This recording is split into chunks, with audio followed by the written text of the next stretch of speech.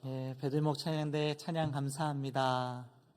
찬양과 함께 우리 모든 성도들 호흡이 있는 자마다 늘 여호와를 찬양하며 주의 은혜 가운데 살아가실 수 있게 되기를 주의 이름으로 축복합니다. 우리 옆사람과 인사 나누실까요? 하나님이 사랑하십니다. 하나님이 기뻐하십니다. 여러분 아침에 알람이 울릴 때에 제일 먼저 하는 선택이 뭔지 아십니까? 눈을 뜰 것이냐? 아니면 좀 더 잘 것이냐? 어떤 분은 알람이 울리면 벌떡 일어나는 분이 계시고요. 어떤 분은 또 그 안에서 이렇게 막 좀 꼼지락꼼지락 하는 분들이 좀 계실 거예요. 어찌되었던 알람이 울리는 순간 이미 하루의 첫 선택이 우리에게 시작되는 겁니다. 그리고 그 선택은 생각보다 사소해 보입니다. 5분 더 잘 수도 있지. 오늘 좀 늦게 일어나는 대신에 내가 좀 빨리 움직이면 되지. 그런데 여러분, 그 5분의 선택이요, 하루의 흐름을 바꾸고 그 하루하루가 쌓여서 우리의 삶의 모습이, 우리의 미래의 모습이 바뀔 수도 있다는 거, 여러분 그거 아십니까? 마트에 가서도 그렇습니다. 여러 가지 마트에 여러 가지 있잖아요. 제품들이 있잖아요. 비슷한 포장, 비슷한 품질, 비슷한 가격대에 여러 가지 그러한 상품들 앞에서 우리는 늘 선택합니다. 그런데 그 선택이 쌓여서 우리 가족의 건강이 좌우지 된다라고 하는 거죠. 길을 걸을 때도 마찬가지입니다. 조금 돌아가지만 안전한 길이 있는가 하면요, 빠르지만 위험한 길도 있습니다. 여러분은 주로 어떤 길로 다니시나요? 어떤 길을 선택하세요? 여러분, 인생은 큰 결단 몇 번으로 이루어지는 것이 아닙니다. 오히려 사소해 보이는 선택들의 반복으로 우리의 인생이 만들어지게 되어 있다라고 하는 거죠. 신앙도 마찬가지입니다. 사소해 보이는 선택이 반복되면서 내 신앙의 삶이 완성되어져 가더라는 것이죠. 오늘 우리가 함께 나눌 본문의 말씀은 예수님께서 요단강에서 세례를 받으신 직후에 이제 본격적으로 공생애를 시작하시는 장면입니다. 공생애. 이 공생애의 시작이라고 하는 말은요, 말 그대로 공적인 생애, 하나님의 아들로서 세상 가운데 드러나는 그 삶의 시작을 의미하죠. 그런데 놀랍게도 그 예수님의 첫 공생애의 자리가 막 누구에게 환영받거나 누구에게 격려받거나 박수받는 자리가 아니라 광야에서의 시험이었다는 겁니다. 오늘 본문은 이렇게 시작합니다. 12절 말씀에 성령이 곧 예수를 광야로 몰아내신지라. 예수님의 공적인 생애, 공적인 그 사역의 첫 장면은 광야였습니다. 시험의 자리였다고요. 고독의 자리였습니다. 어찌 보면 아무도 알아주지 않는 그런 자리였다는 것이죠. 그러나 본문 12절에서 우리는 반드시 주목해야 할 몇 가지 사실이 있습니다. 그 중에 하나가 예수님을 그 광야로 이끄신 분이 사단이 아니라 성령이었다는 겁니다. 성령이 곧 예수를 광야로 몰아가신지라. 성령께서 하셨다는 거예요. 마치 성령께서 강제로 막 몰아제낀 것처럼 생동감 있게 그렇게 강하게 표현하고 있는데요. 사실 이 말은 성령께서 억지로 예수님을 밀어 제꼈다, 몰고 가셨다라고 하는 그런 뜻이 아닙니다. 성령께서 예수님의 내면에 거룩한 충동을 일으키셨다는 그런 뜻이에요. 세례를 받고 난 이후에 성령이 임했을 때에 예수님으로 하여금 내가 어디로 가야 하는지, 무엇을 해야 하는지 그 길을 그 마음속에 성령께서 감동시켜 주시고 보여주셨다, 계시하여 주셨다라는 뜻입니다. 그게 몰아내신지라의 그 말의 실제 의미라는 것이죠. 여러분, 우리 예수님 그 성령의 내면적 충동과 인도하심 앞에서 조금도 머뭇거리지 않으셨습니다. 아주 순전하게 순종하시더라는 거죠. 다시 말해 예수님이 선택하셨다는 겁니다. 특별히 여기서 몰아내신지라라는 말은요, 에크발로라고 하는 헬라어로 기록되어져 있는데요. 여러분, 이 단어의 시제가 매우 중요합니다. 몰아내신지라 에크발로, 이 단어의 시제는요 특별히 현재형으로 쓰여지고 있습니다. 과거형이 아니라는 거예요. 몰아내셨다, 이미 몰아내셨다, 과거의 일이 아니라 몰아내신다, 현재형으로 쓰여 있다니까요. 여러분, 이 사건은 이미 과거에 있었던 사건이었습니다. 예수님이 과거에 성령님이 예수님을 몰아내셨다, 이렇게 써야지 만든 거란 말이죠. 그런데 마가복음은 그렇게 쓰지 않았습니다. 과거형으로 쓰지 않고 현재형으로 썼다는 거죠. 여러분, 마가복음의 저자가 당시 문법을 몰라서 그랬을까요? 아니요. 성경을 기술할 정도의 사람이라면 나름 지식과 성령의 감동 가운데 이 말씀을 기록했을 겁니다. 그럼 실수였을까요? 아니요. 저는 의도적이라고 봅니다. 그래서 의도적으로 썼을 거라 생각합니다. 그래서 저는 이 단어의 뜻을 이렇게 해석하고 싶습니다. 성령께서 몰아내셨다가 아닌 몰아내신다라고 현재형으로 성경에 기록한 이유는, 그럼 몰아내시는 사건이 과거의 예수님에게만 일어나는 사건이 아니라 오늘을 살아가는 우리들에게도 동일하게 일어나는 사건이 된다, 그런 뜻을 담고 있다는 겁니다. 성령께서 임하시면 오늘도 성령은 우리로 하여금 어딘가로 몰아내신다는 거예요.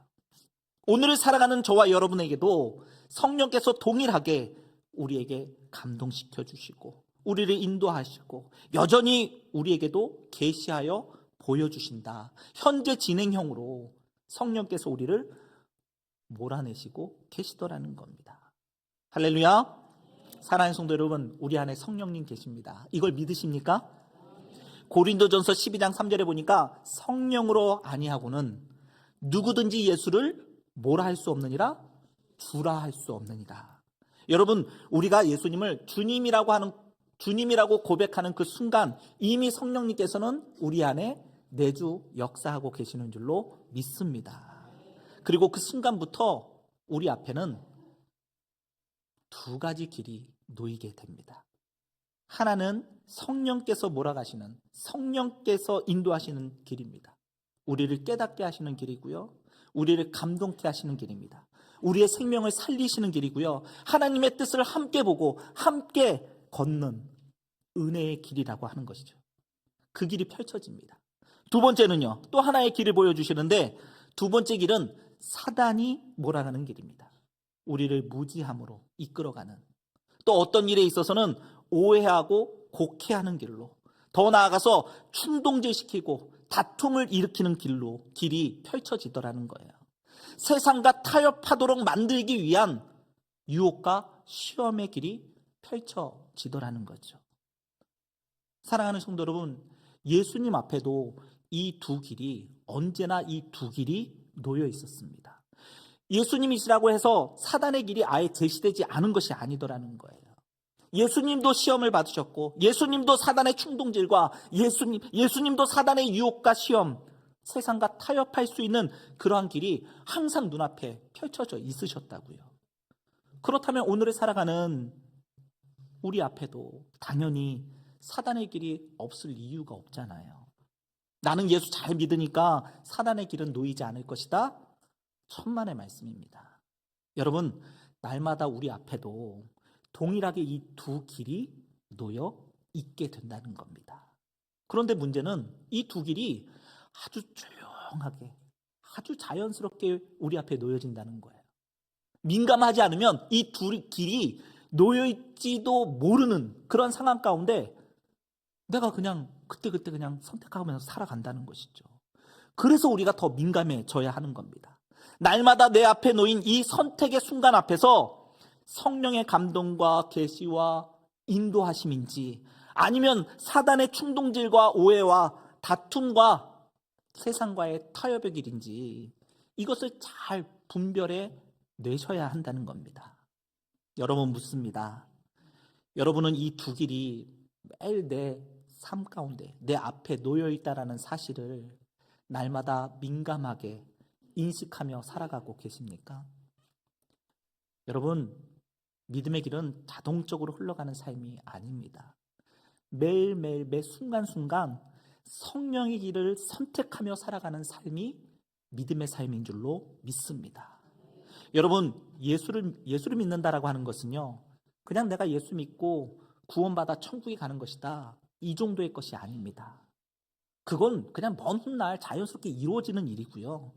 오늘 내가 예수 믿고 산다라고 하는 것은 매일의 삶 속에서 치열하게 성령의 인도하심과 사단의 유혹을 분별하면서 성령의 인도하심을 선택하며 살아가는 삶이 바로 믿음의 예수 믿는다는 그러한 의미인 겁니다. 사실 이 사실을 인식하지 못하면요, 이미 우리는 영적으로 둔감해진 상태다, 혹은 영적으로 이미 죽은 상태다라고 보시면 됩니다. 그리고 결국 그런 사람은 사단이 만들어 놓은 그 길을 그냥 자연스럽게 따라갈 수밖에 없다는 겁니다. 이걸 알아야 여러분 선택할 수 있는 겁니다. 이걸 모르는데 어떻게 선택할 수 있겠습니까? 이걸 의식하지 못하는데 어떻게 바른 믿음의 삶을 살아갈 수 있겠느냐는 말이에요. 여러분, 순간의 작은 선택들이 모여서 우리의 인생을 만드는 겁니다. 매일매일의 그 선택이 작아 보일 수는 있지만, 그러나 여러분, 이 작은 선택들이 쌓이고 쌓이면 나중엔 엄청난 인생의 간극을 만들어내게 될 줄 믿습니다. 성령의 인도하심 따라 순간순간 그 길을 선택하며 살았던 사람, 그렇게 10년, 20년, 30년을 살아가다 보면 여러분, 사단이 인도하는 길과는 전혀 만날 수조차도 없는 엄청난 거리와 차이가 나는 그런 비교할 수 없는 그러한 축복의 인생이 되게 될 줄 믿습니다. 오늘 이 한날도 영적인 민감함으로 우리 앞에 놓인 이 두 가지의 길 가운데 성령께서 인도하시는, 성령께서 감동시켜 주시는, 성령님께서 보여주시는, 성령님께서 몰아가시는 그 길을 선택할 수 있는 우리 모든 마전의 가족들이 되시기를 주의 이름으로 축복합니다. 자, 그러면 성령님께서 인도하시고 감동시켜 주시고 보여주셨던 그런 곳은 어디일까요? 지금 성령님께서 예수님을 어디로 인도하셨다고요? 광야로 인도하셨다는 거예요. 여러분, 오늘 이 광야를 장소로만 해석하시면 안 됩니다. 우리가 광야에서 사는 사람들은 아니잖아요. 광야라고 하는 그 곳은 특정한 장소이기도 하지만 오늘날 우리에게 해석되기는 광야와도 같은 상태와 환경으로 해석해야 하는 겁니다. 그래야지 우리에게 적용이 돼요. 여러분, 광야라고 하는 곳이 어떤 곳입니까? 아무것도 보이지 않는 그런 상황 가운데서 보이지 않는 하나님을 의지하고 또 하나님의 말씀을 신뢰하면서 말씀 붙들고 살아가는 것이 바로 인생의 광야라고 하는 것입니다. 여러분, 광야에서는 두 가지를 배우셔야 됩니다. 하나는 홀로 설기입니다. 하나님 앞에 단독자로 서가는 훈련을 하셔야 되는 거고요. 또 하나는 아무것도 없는 절대 결핍에서 하나님을 절대 의존하는 방법을 배우는 것이 바로 광야여야 한다는 거죠. 여러분, 우리의 인생이 광야에 들어서면 제일 먼저 어떤 일이 벌어질까요? 광야, 아무것도 없고 아무런 공급도 없고 정말 힘들고 어려운 길일 겁니다. 모든 어려움과 그 힘든 가운데서 우리의 모든 허위와 허식과 위선이 벗겨지게 됩니다.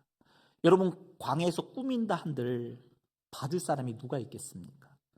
광야에서 거짓된 모습으로 나를 포장한들 여러분들, 나에게 주어질 이득이 뭐가 있겠어요? 여러분, 고통에 아무것도 없는 그 광야에서는요, 우리가 위선을 떨 필요조차도 없는 겁니다. 꾸밀 필요도 없는 거예요. 여러분, 목사인 저도요, 주일이면 어떻게든 이렇게 잘 보이려고, 좋게 보이려고 옷도 단정하게 입고요, 막 이렇게 저렇게 막 아침부터 막 머리 만지고요, 얼굴도 막 잘생겨 보이려고 막 이렇게 크림 바르고 뭐 바르고 막 이렇단 말이죠. 양복 딱 입고 이렇게 성의 딱 입고, 예, 멋지죠? 아멘을 한 사람도 안 하시네요. 뭐 그런 얘기는 아멘 할 필요도 없지만 여러분도 그렇잖아요. 교회 오실 때 그냥 오시지 않잖아요. 나름 다 꾸미시고, 그죠? 네. 다 꾸미시고 점잖게 입으시고, 안 좋은 거 있으면 막 가리시고 그렇게 좋은 것만 보이시려고 하시잖아요. 그런데 여러분, 저도요, 그러한 저도 인생의 그 광야 가운데 들어서게 되면 이 모든 것이 다 소용없더라는 거예요. 이 광야의 힘든 여정 가운데 내 모든 것이 다 발가벗겨지고 진짜 우리의 실체가 낱낱이 이 민낯이 드러나게 된다라고 하는 것이죠. 하나님 앞에서 내 진실된 모습을 마주하게 된다는 거예요. 야, 내가 이것밖에 안 됐나? 나라고 하는 존재가 정말 이 정도밖에 안 되었었나? 여러분, 인생을 살아가면서요, 내 인생에 이렇게 인생이 무너지는 경험을 해보신 분들이나 각종 암이라든지 큰 질병 걸려가지고 죽음의 그림자를 보게 되는 그런 순간을 마주해 보신 분들이 아마 있을 겁니다. 그분들은 압니다. 그 앞에서 내가 무슨 위선을 떨며 무슨 거짓된 허위의 모습을 가질 수 있겠는가?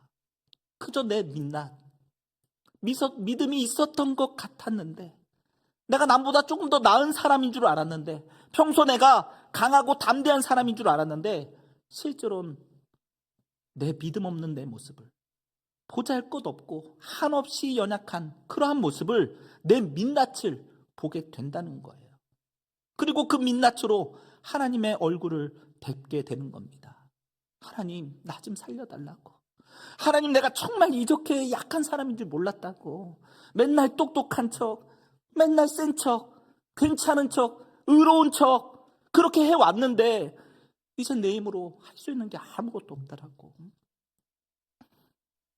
내 실체를 보며 두 손 들고 하나님 앞에 나아가게 되더라는 거예요. 그때 하나님을 만나게 되는 겁니다. 그때 하나님의 구원하시는 그 손길을, 그 능력의 손을 붙들게 된다는 거예요. 그것이 바로 어디서 이루어진다고요? 광야에서 이루어진다고요. 그렇기 때문에 여러분, 믿는 사람들은 광야에 꼭 한 번은 가보셔야 하는 겁니다.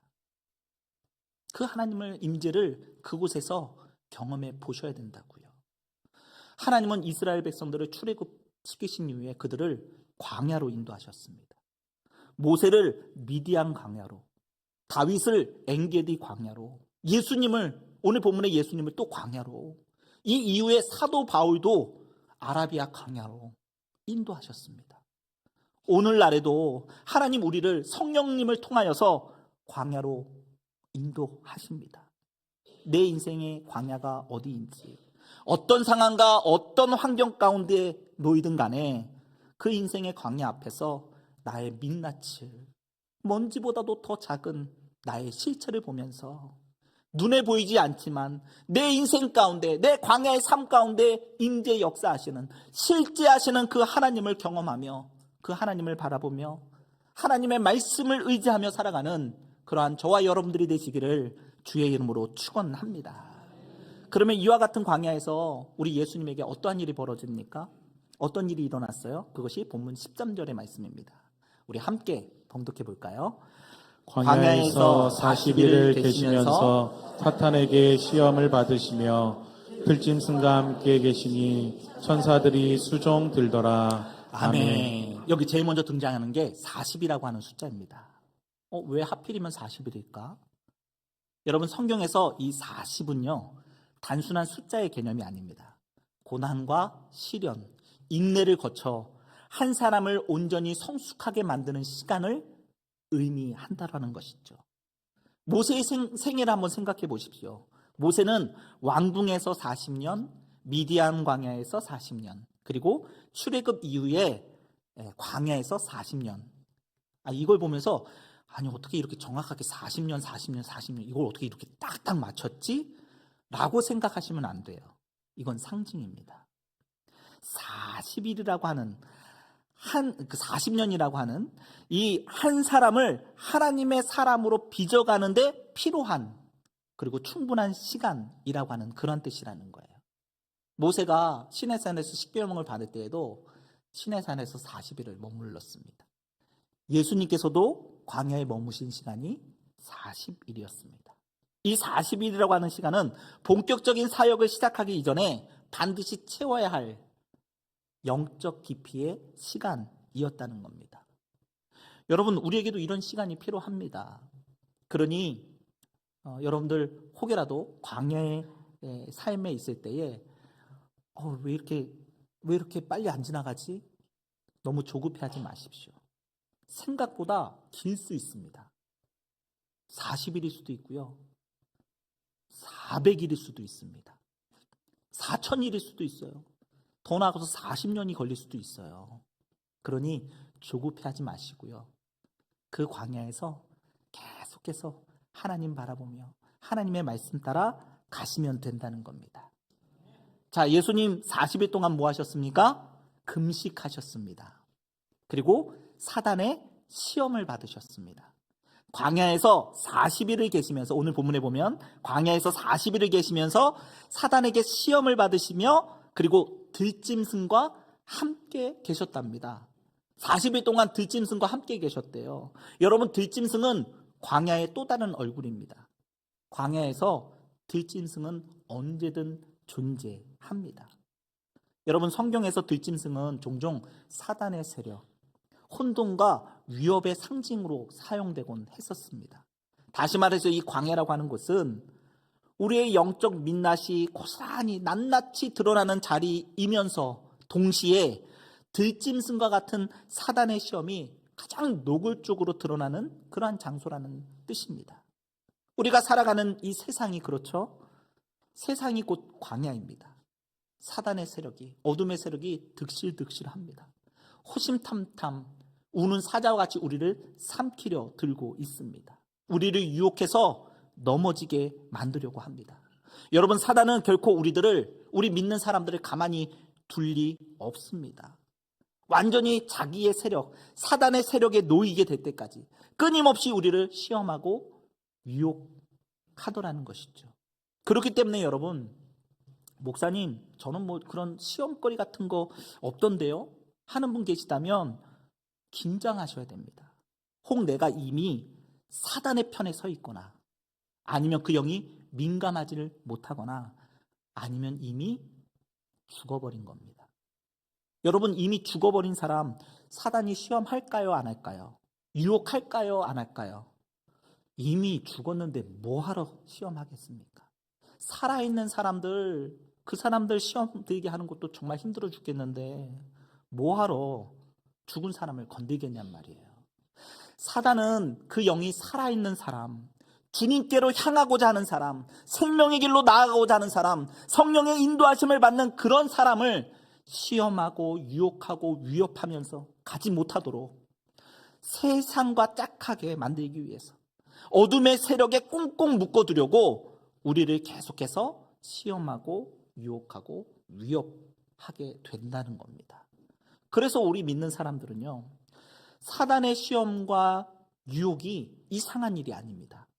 지극히 정상적인 일이라는 거예요. 하루에도 몇 번씩, 몇십 번씩 사단의 시험이 우리 가운데 찾아오게 된다는 거죠. 이건 다시 말해서 내가 살아있다는 증거이기도 합니다. 아직 내가 어둠의 세력에 점령되지 않은 하나님의 사람임을 증거하는 겁니다. 그러므로 시험이 없다는 것 여러분 조아라 하지 마시고요. 그건 평안이 아니라 위험의 신호로 받아들이셔야 됩니다. 매일매일 매 순간순간마다 사단이 나를 시험하고 있다는 것, 이 사실을 가볍게 여기지 않는, 오히려 민감하게 반응하면서 그것들을 잘 이겨낼 수 있는 저와 여러분들이 되시기를 주의 이름으로 축복합니다.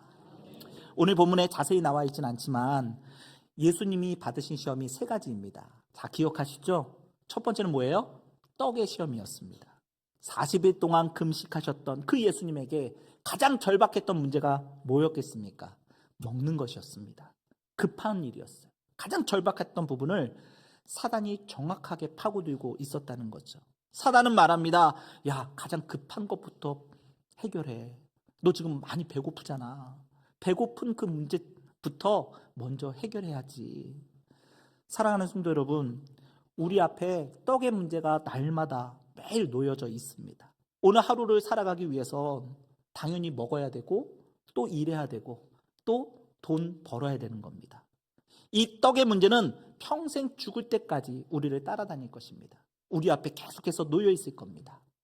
한 끼만 굶어도 허전하잖아요. 때로는 한 끼 굶어서 서러운 그러한 때도 있습니다. 그러나 하나님께서는 오늘 우리에게 이렇게 물으십니다. 야, 급한 것은 알겠다. 먹는 거 급하지.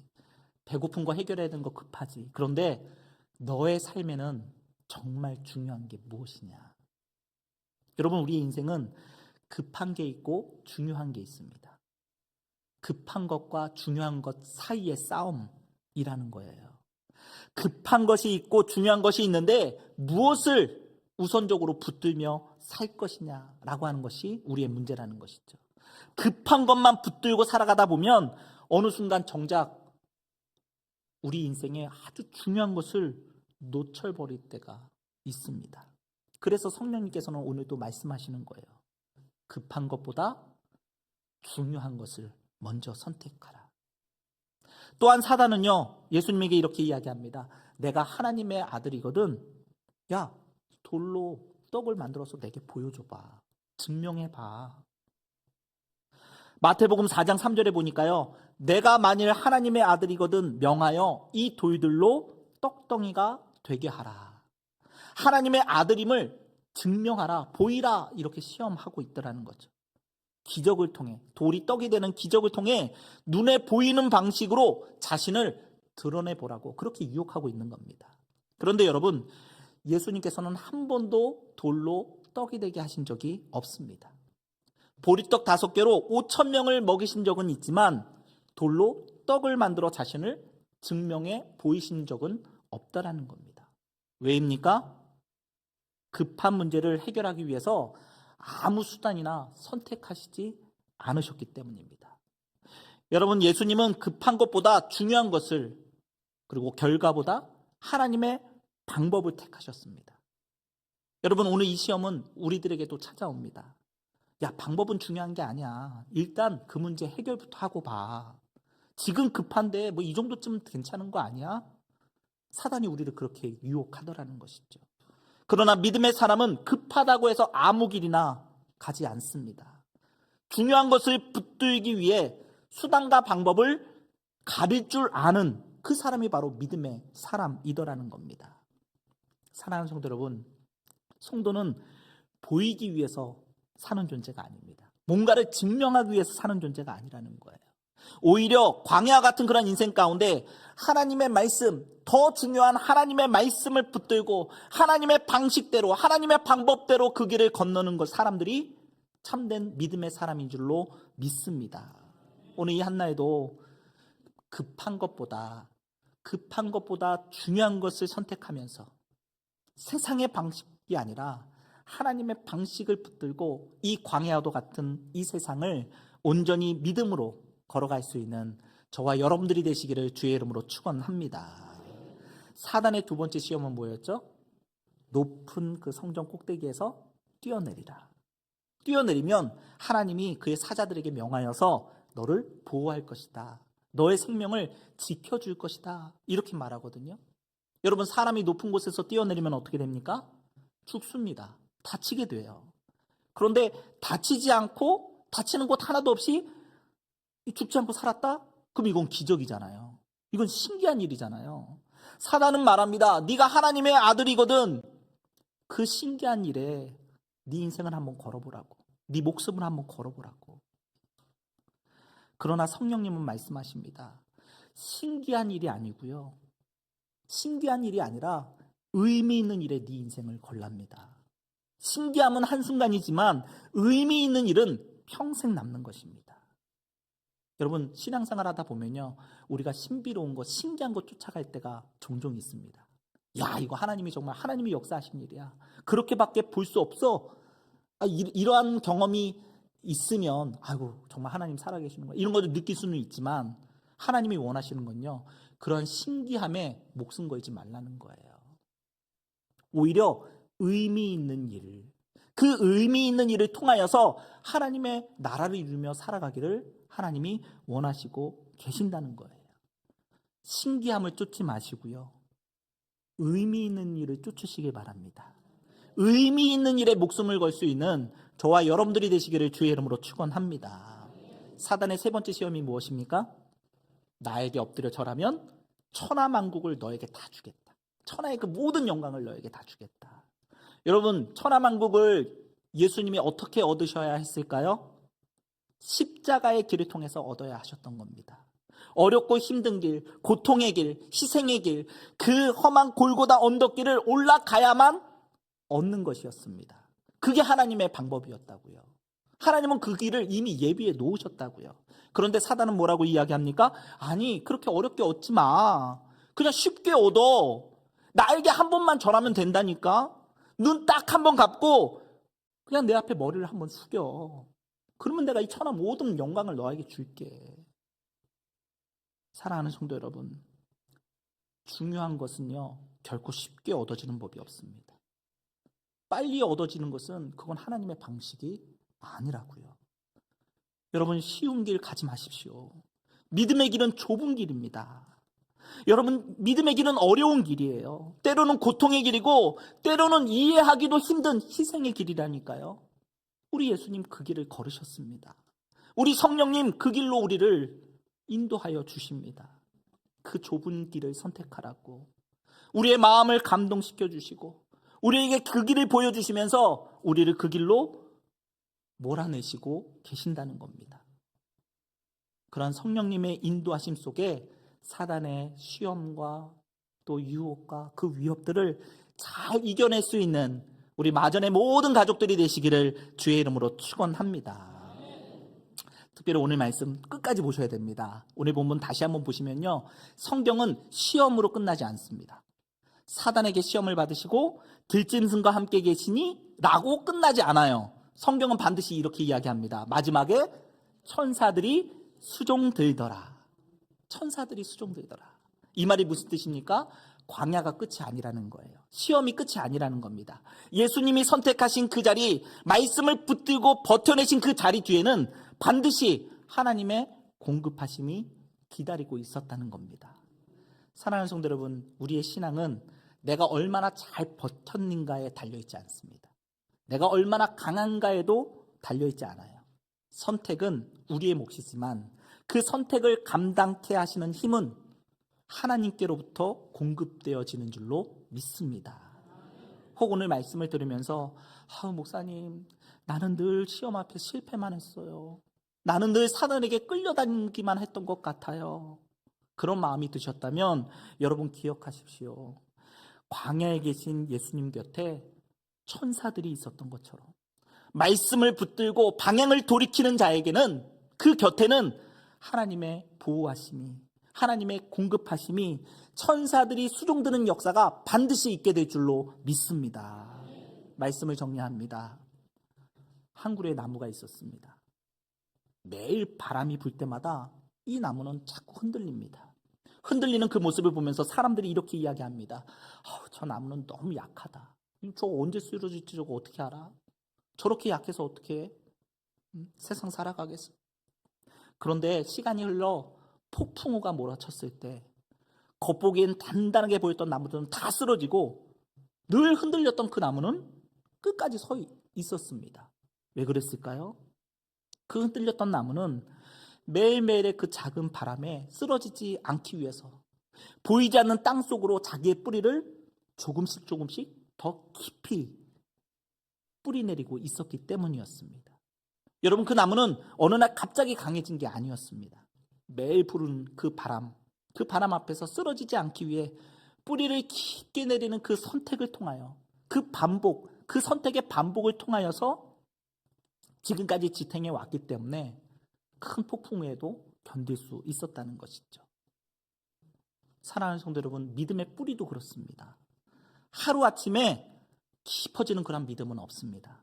매일매일의 그 부는 바람, 그 바람에도 믿음의 작은 선택 하나하나가, 믿음의 말 한마디 한마디가, 믿음의 생각 한 조각조각이 우리의 뿌리를 만들고 또 그 뿌리를 깊게 자리 잡게 하는 그런 놀라운 결과를 이루어질 줄로 믿습니다. 그렇기 때문에 여러분 기억하십시오. 믿음은 느끼는 게 아닙니다. 믿음은 선택하는 겁니다. 오늘도 내일도 여러분 믿음의 길을 믿음으로 선택하십시오. 성령의 길을 선택하며 살아가십시오. 그 선택 위에 하나님께서 반드시 책임지는 그런 은혜가 있을 줄로 믿습니다. 하루하루 순간순간마다 항상 믿음으로 선택하며 그 믿음의 길을 온전하게 걸어가는 저와 여러분들, 우리 마전의 모든 가족들이 되시기를 주의 이름으로 축복합니다. 기도하겠습니다. 사랑과 은혜가 충만하신 하나님, 우리가 영적으로 깨어있기를 간절히 소망합니다. 성령의 길과 사단의 길을 잘 분별할 수 있게 하시고 늘 성령의 인도하심 따라 성령의 그 음성을 선택하며 살아갈 수 있는 우리 모든 마전의 가족들이 될 수 있도록 축복하여 주시옵소서. 예수 그리스도의 이름으로 기도드리옵나이다. 아멘.